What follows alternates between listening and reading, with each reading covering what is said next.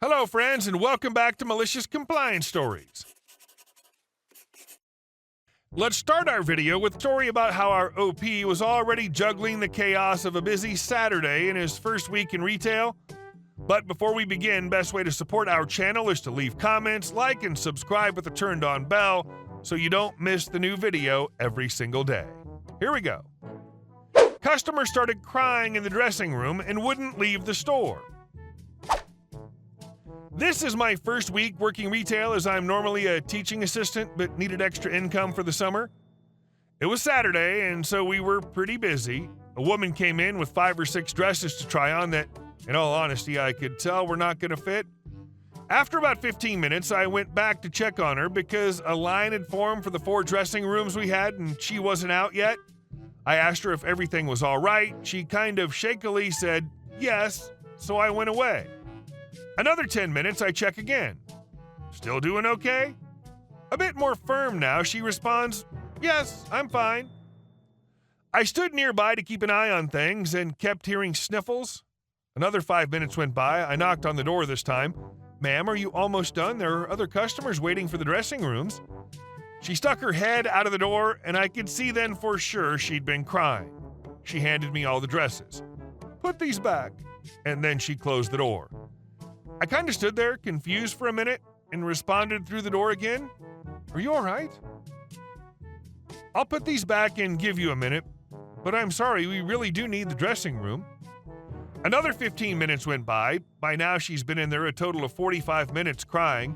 The manager wasn't there that day, and all my coworkers were less than helpful, so this was all on me, and I had no idea what to do. I knocked on the door one more time, a bit forcefully. Ma'am, you've been in there for a very long time, and while I can see you're having a bad day, we can't let you just stay in there. You don't have any clothes in there even. I can give you another 5 minutes, but if you won't leave by then, I'll need to call security. The door flew open, and this woman, red-faced and teary-eyed, whispered at me about how if the store wasn't going to carry any normal sizes, then the least they could do was give her space when it made her feel bad. She went on a mini rant about unfair sizing and catering to normal-sized people in the beauty industry. I do sympathize, and honestly, our sizes do run a bit small. But they still fit the normal, straight size range of 0 to 14. I felt bad because I know how frustrating that can be, but also, I didn't need that anger directed at me. I just looked at her and told her again, you need to leave now. Thankfully, she did. But she flipped me off at the door. Weird situation that has really put me off for the rest of the week. I'm sure it's pretty tame compared to a lot of the stuff in here, but this is in fact my first rodeo, and I did not enjoy it.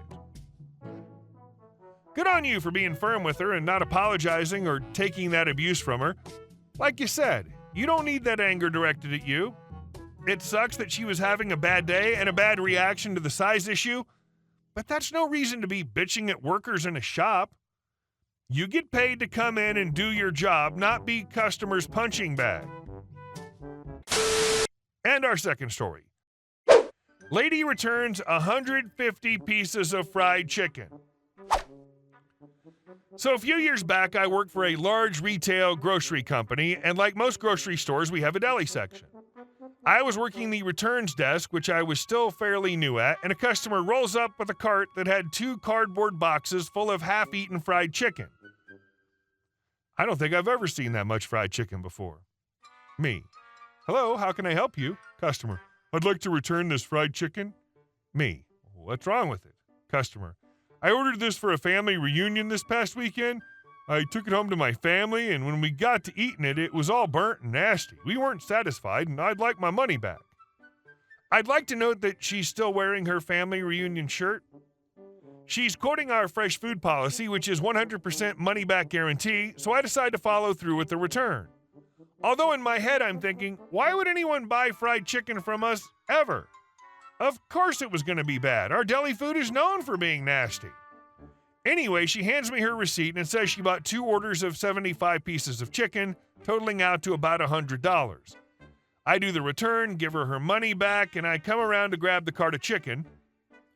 It doesn't end there.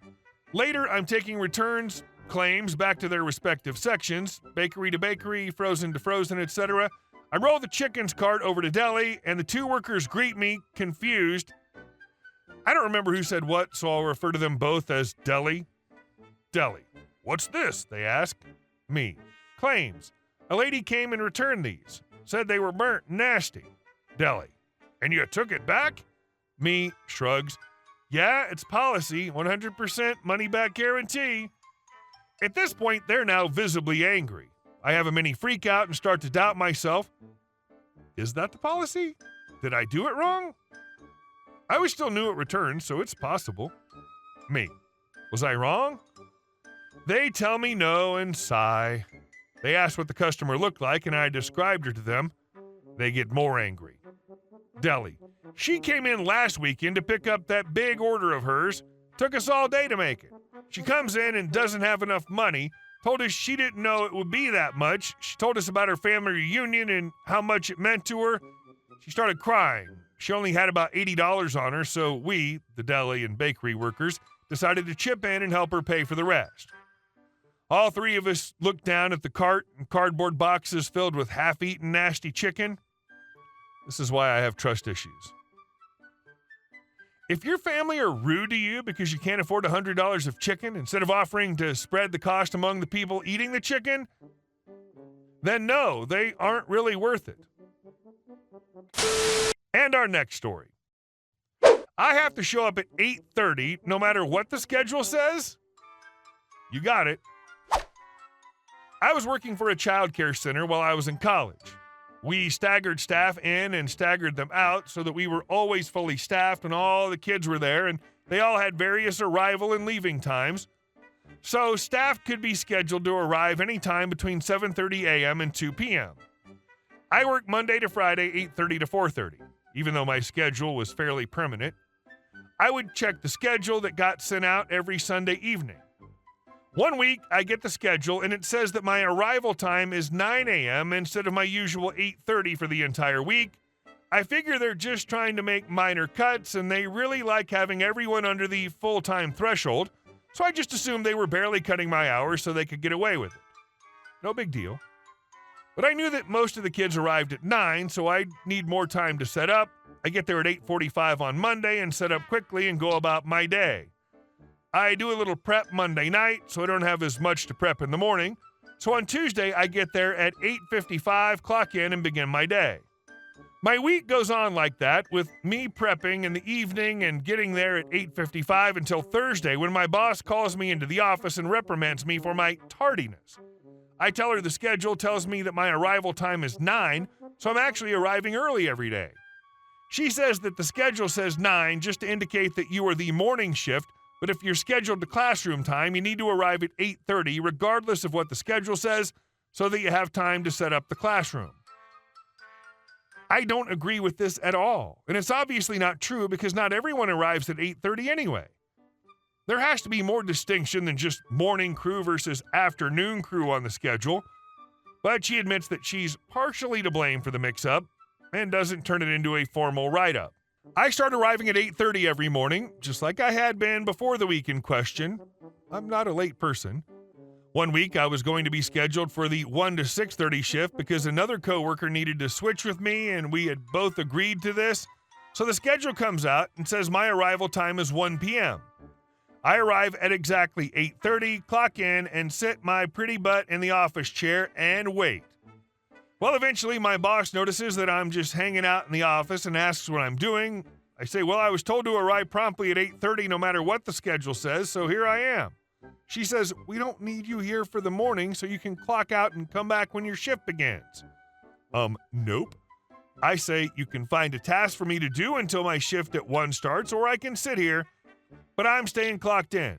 You were the one that said I have to be here at 8:30 no matter what. I'm just following your instructions. I had to deep clean the entire school until my shift actually started, but it was so worth it because I still got paid for the whole day, and my boss had to admit to me that she was full of it. Watching her try and backtrack was the funniest thing that's ever happened to me. So much extra work for nothing. Just tell him I need a schedule that reflects the actual time you need me to be here. Easy peasy. And our last story. Neighbor damaged my $20,000 fence.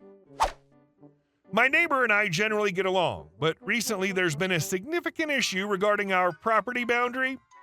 Last year I invested about 20,000 Canadian to install a high-quality vinyl privacy fence entirely on my property, about 4 inches inside the boundary line. My neighbor, who had plans to build a retaining wall on his sloped yard, assured me he wouldn't encroach on my fence and even took steps to protect it during his landscaping efforts. However, despite his assurances, he ended up pouring concrete directly against my fence, encroaching about 4 inches onto my property and using my fence to support his wall. This caused all 9 panels of my fence to bow inward and sag due to the weight of the concrete. When I confronted him about the damage, he admitted to damaging one panel and suggested he could jackhammer the concrete away to fix it. I'm deeply concerned that the damage is more extensive than he acknowledges. The entire side of the fence is compromised, and I believe it needs professional repair or replacement, which would be costly. The materials alone for the damaged section amount to $3,500, and I feel he should cover the cost of restoring the fence to its original condition, including any necessary professional labor. Despite my neighbor's assurances that removing the concrete will solve the problem, I'm skeptical about the structural integrity of the fence moving forward. I believe he should be held responsible for the full repair costs, not just for the immediate damage, but also for ensuring my property is restored to its previous state without further compromising my investment. Faced with the prospect of ongoing dispute and damage, I decided to pursue legal action against my neighbor. In court, I presented evidence of the damage caused by his actions and argued for compensation to cover the repair and replacement costs. Ultimately, the court ruled in my favor, ordering my neighbor to pay for the full repair expenses and ensuring that my property rights were upheld. Hey guys, thank you all for watching the video. I'll see you in the next one.